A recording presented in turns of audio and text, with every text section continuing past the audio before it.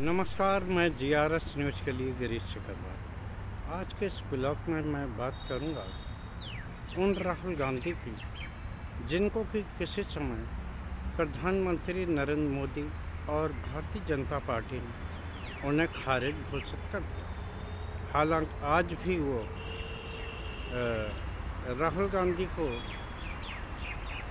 अपने डिबेटों में गंभीर व्यक्ति नहीं मानते, लेकिन जिस प्रकार पहले Bharatiya Janata party agenda set करती थी और सभी राजनीतिक दल मजबूरन उनके पिच पर आने को विवश होते थे, महाराष्ट्र में भी और झारखंड में भी जिस प्रकार बटोगे तो कटोगे के नारे को लगाने के बाद जब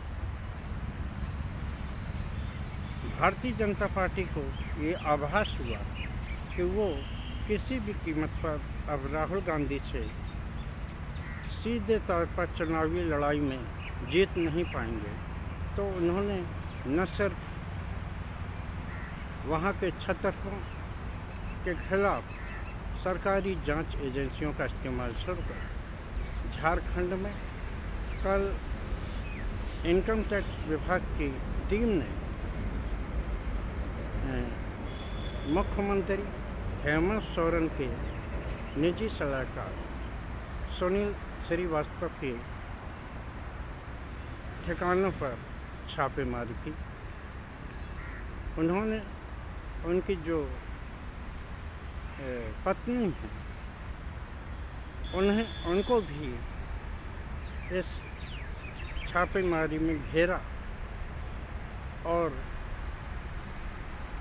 ये जताने की कोशिश की कि हेमंत सोरेन ने काफ़ी भ्रष्टाचार किया। जैसे कि भारतीय जनता पार्टी आरोप लगाती रहती है कि हेमंत सोरेन ने झारखंड को भ्रष्टाचार के सहारे डुबोने का प्रयास किया है, लेकिन वो ये नहीं बताती कि अगर आप भ्रष्टाचार के इतने ही खिलाफ हैं तो आप मधु कोड़ा और उनके पत्नी को साथ लेकर क्या संदेश देने की कोशिश झारखंड में कर रहे हैं। झारखंड में उनका जो मुद्दा था भारतीय जनता पार्टी का, वो केवल डेमोग्राफी थी, लेकिन राहुल गांधी ने आरक्षण बढ़ाने की बात कहते न सिर्फ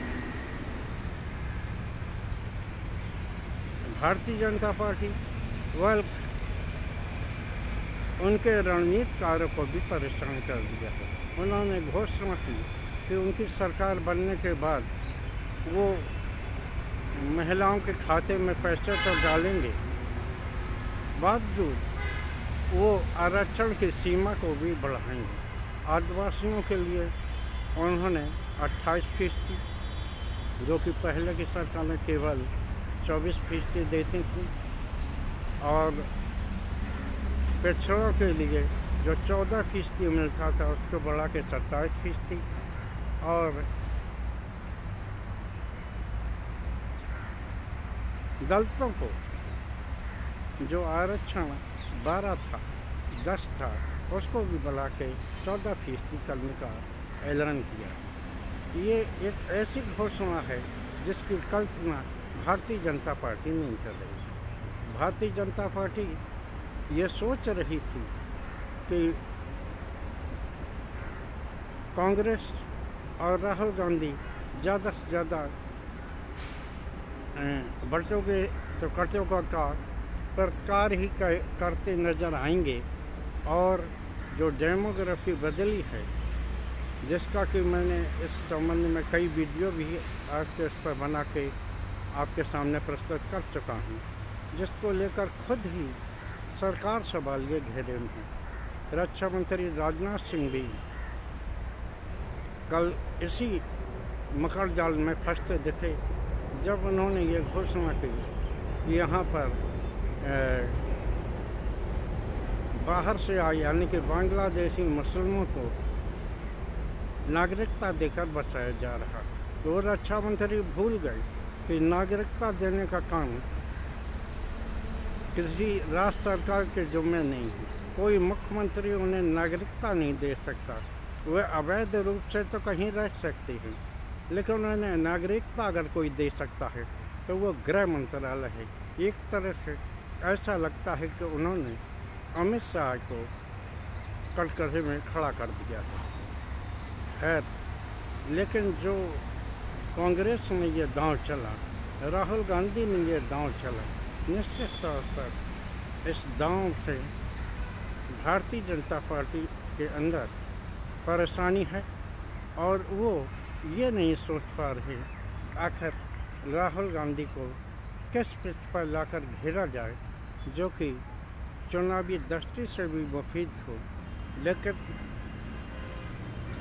हेमंत सोरेन के करीबी पर छापे डलवा के उन्होंने ये तय कर दिया है कि अब वो चुनावी लड़ाई में तो किसी प्रकार जीतने के स्थिति में नहीं है।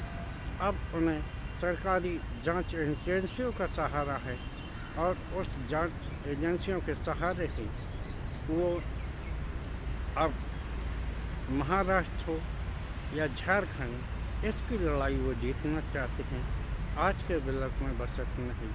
जय हिंद, जय भारत। आप लोगों से निवेदन है कि आप लोगों को अगर हमारा ब्लॉग अच्छा लगता है तो कृपया उससे आशीर्वाद देके उनका समर्थन करके आप कमेंट ज़रूर लगें, जिससे कि हमें पता लगे कि आप हमसे इस वीडियो में क्या बदलाव चाहते हैं, किस मुद्दे पर आपको ये बात पसंद आ रही है।